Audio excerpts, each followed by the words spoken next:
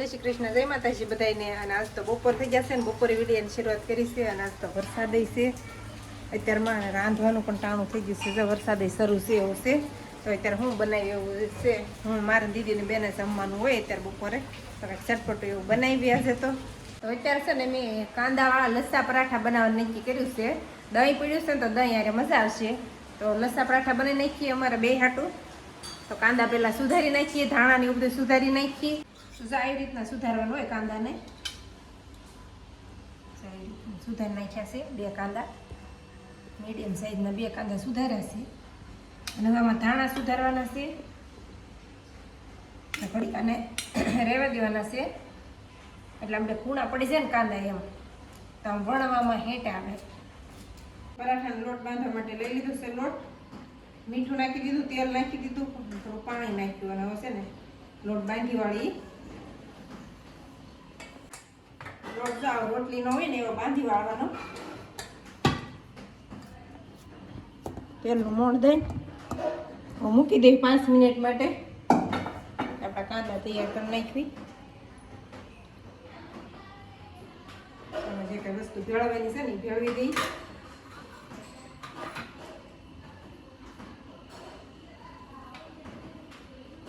પાણી હોય ને કાઢી નાખી। કાંદામાં ધાણા જીરું નાખ્યું,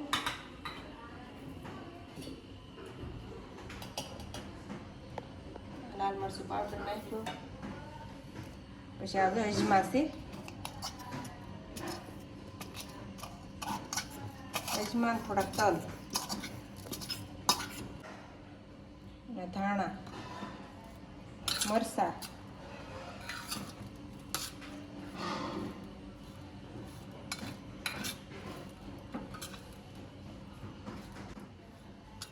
કાંદામાં આવી રીતનું મરચાં બધું મિક્સ કરી દેવાનું છે, બધો મસાલો નાખી। ચાલો મસાલો થઈ જશે તૈયાર। પહેલી વાર બનાવી છે આપણે કાંદાવાળા લસ્સા પરાઠા, મેથીના પાલકના ને એ બધા બનાવ્યા હોય, આ નથી બનાવ્યા। મારી દીદીને બેને જમવાનું હોય કે નહીં બપોરે, એટલે મેં આવું કંઈક જ બનાવી નાખી, તો જાજી મહેનત ન થાય અને હબદાને બની જાય અમારે। કા દીદી જો ફટાફટ ખાવું હોય તો બની જાય, 2 થી 3 બનશે। આમાં જરી ચણાનો લોટ નાખી દઈશું, એટલે પાણી હોય ને એ બધું સૂહી લે, એટલા માટે જરીક જ નાખવાનું, બહુ ઝાઝો નથી નાખવાનો, થોડોક જ એટલો કે ચણાનો લોટ નાખવાનો છે, ઝાઝો નહીં। પાણી હોય ને એ સૂહી લે, લઈ નાખો। અને હવે એને સરખા મિક્સ કરી નાખવાનું છે।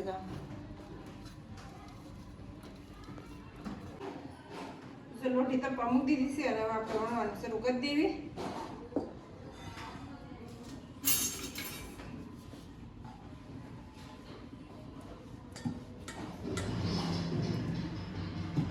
વણ નાખી છે, અને આ છે ને તેલ ચોપડી દીધું છે, ઘી પણ લગાવી એકવી, મેં તેલ ચોપડ્યું છે, ઘી નથી લગાવ્યું।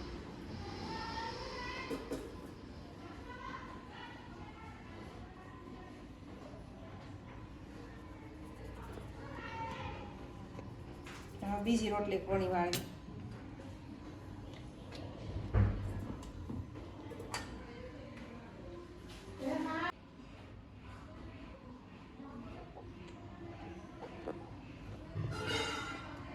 આખા જો એ રીતના પાથરી દેવાનું છે, બહુ ઝાઝો નથી ભરવાનો,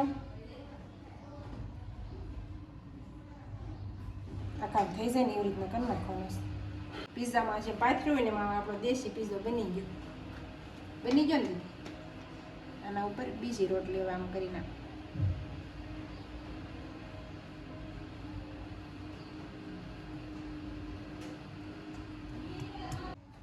આ રીતનો કાંદા ભરીને તૈયાર થઈ જશે, હવે કટિંગ કરવાનું છે।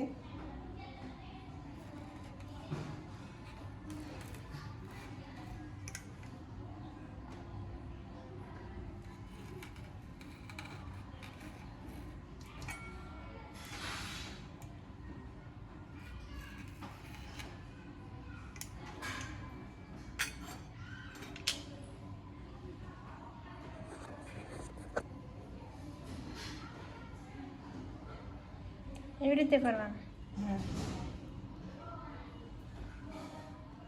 કટિંગ કરીને પછી આ રીતના પાછા રોલ કરી નાખવાનો.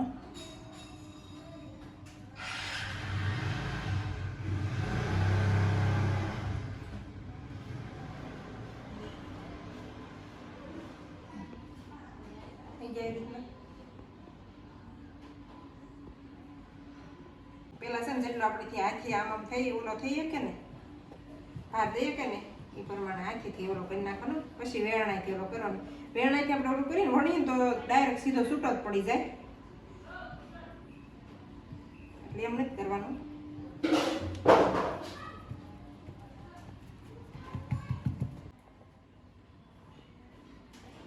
આ રીતના વણાઈ જશે. તો કહેતા નહીં કાંદા બહાર નીકળે એવું કંઈ. તો કાંદા તો નીકળે જ તે બહાર. પહેલી વાર બનાવું છું, શીખવાથી આવડી જાય બધી વસ્તુ, એટલે શીખવાનું હોય. શીખવાનું એટલે એમ તો રેડી જ બન્યું છે, કઈ વાંધો નથી થયો. કા દીદી ચલો ડિઝાઇન જોવાય નહીં, ડિઝાઇન પડી ગઈ છે. તેલ ચોપડી દઈ. મિશન પરાઠા કમ્પ્લીટ થઈ ગયું.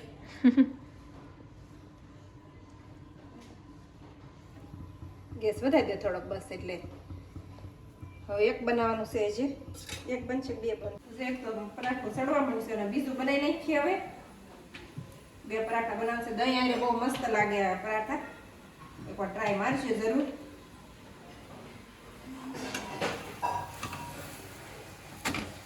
સારી રીતના ધીમા ધીમા ગેસે ચડવા દેવાનું છે. બહુ ફાસ્ટ નહીં ગેસ રાખવાનો.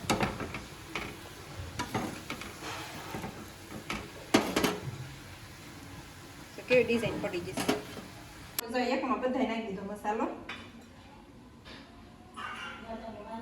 આ તો કેવું કડકડું થઈ ગયું છે એકદમ.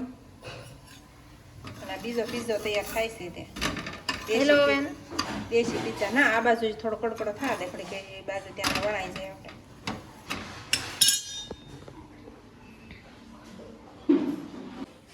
આપણે આ પરાઠું છે ને દીદીને કટિંગ કરવું હતું કે હું બનાવું એમ. દીદીને આપી દીધું. આ પરાઠું છે તૈયાર થઈ ગયું છે. દહીં યારે મજા આવશે ખાવાની. દીદી અહીં બીજા રોલ કરી નાખ્યો છે તે.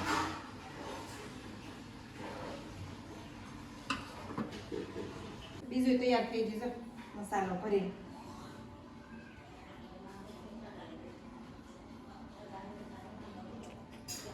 અને વણવું કેમ હવે તો ઈ જ ઓલું છે. જો ભાખરવડી લાગે છે. ભાખરવડી જ લાગે ને. બીજું બની ગયું છે હવે. અને ગરમી બહુ થાય છે. બીજું તો કામ તૈયાર થઈ ગયું છે. તો જાઓ કકડા કકડા બનીને તૈયાર થઈ જશે.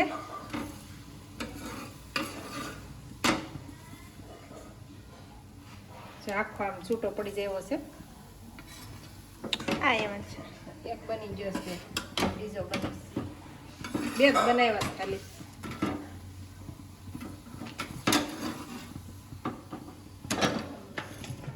હવે રોટલી બનાવવાની છે. થોડોક લોટ વધ્યો ને, રોટલી બનાવી નાખી. પછી રોટલી તૈયાર થઈ ગઈ છે અને પરાઠા તૈયાર થઈ ગયા છે અને દહીં પણ તૈયાર થઈ ગયું છે. હારે દહીં ખાવાનું છે. પરાઠા કંઈક આવા બનીને તૈયાર થઈ ગયા છે. તો આવું કાંક રંધાઈને તૈયાર થઈ ગયું છે.